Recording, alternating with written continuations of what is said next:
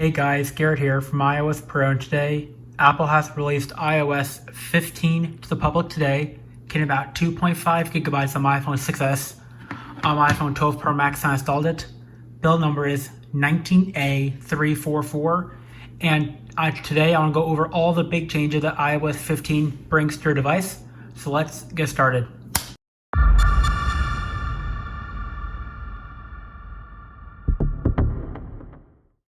So Safari has gotten its first major update since iPhone OS 3 back in 2009. So you can swipe between your tabs just like that by swiping on the URL bar.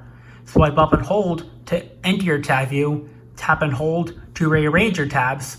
Swipe to the left to close the tab. And you can use swipe to the left to create a new tab. Just like that. So those are the basic new Safari gestures and enhancements you got.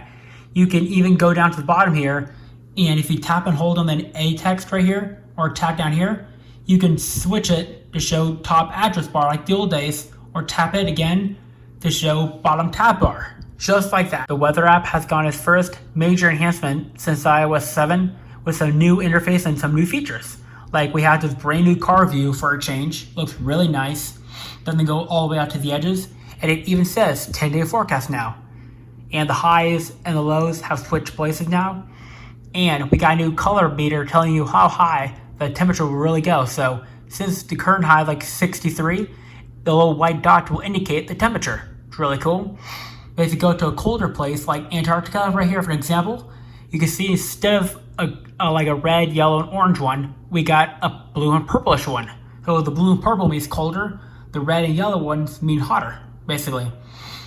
And the bottom here, we now have a weather radar just like the Weather Channel does. So if you zoom all the way out, you can see all the entire globe. And you guys see the red indicates hot, the yellow indicates mild, the blue indicates nothing cool like in the 60s. But if you go down to where Antarctica is, you can see it's in the purple. So it's in -37. Like if it's colder than -40 or close to that, you get a bluish and darker purple color instead. It's really cool since the equator, or like the ocean I meant, is like a little bit like in the mid 50s, 60s, it's blue. And the green means in like the 70s, basically. The Maps app has got some major upgrades as well, like the type of detail it shows. So here's my 6S on iOS 14, and here's the exact same location, Apple Park. You can see the details don't look as great, but on iOS 15, details look so much better. See the difference there? 14 on the left, 15 on the right.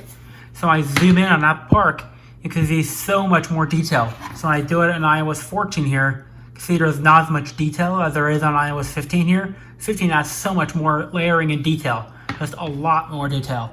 And if I turn on dark mode here, you guys can see the Apple Park actually lights up with little lights is going through the windows. Has a really good detail. You guys see that? When I zoom in, you can see more trees and everything. It looks really, really cool. Same thing for the other buildings right here, like another store, I think, like Steve Jobs Theater. You guys can see it lights up when I turn on dark mode. Has a really nice little touch. Same for over here with here's the Apple Store for California, or the Visitor Center. You can see a bunch of details right through the window. It's really cool how Apple implemented these little tiny details to their Maps app. It's really cool.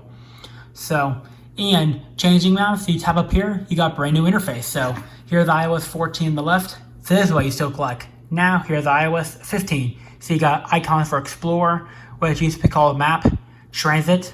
Now we have Driving and Satellite. Now the Driving is a brand new map section here, so you can see the traffic separately from the Transit. So the Photos app has gotten some upgrades as well. First one is for Memories. So the Memories has gotten some upgrades like memory mixes, where you can select a different type of song with a different type of filter, which is really cool.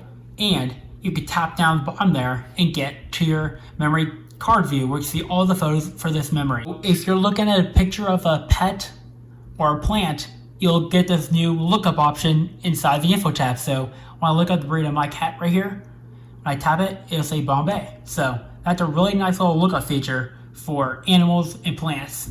See, when I do plant here, it'll come up with this one. So like a cactus or like flower, I'm not sure which one, but it's really smart how this works. So it's like that, that's all it takes.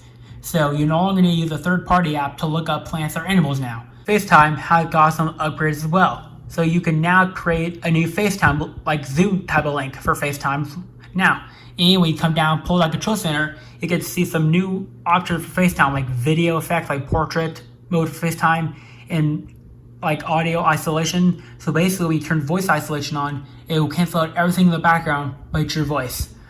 And standard means standard, but if you turn on wide spectrum, it will basically capture every single noise around you. And I've tested it, and it works very, very well. If you have a HomePod or something on HomePod OS 15, go down to the bottom here. You'll notice that there's a new option for reduced bass. So basically, you can have your HomePods not punch some heavy bass at you when you listen to movies or music. It's really cool how that works, because I tested this myself, and when I had it on, I couldn't see much bass at all. But when I turned my HomePod reduced bass off again, it rattled my entire room, even my blinds and the walls, even my floor. So that's how powerful the HomePod standards can be if you update to HomePod OS 15. So that is basically all the big changes in iOS 15. So that's basically it for this video. If you liked the video, give it a thumbs up to my video.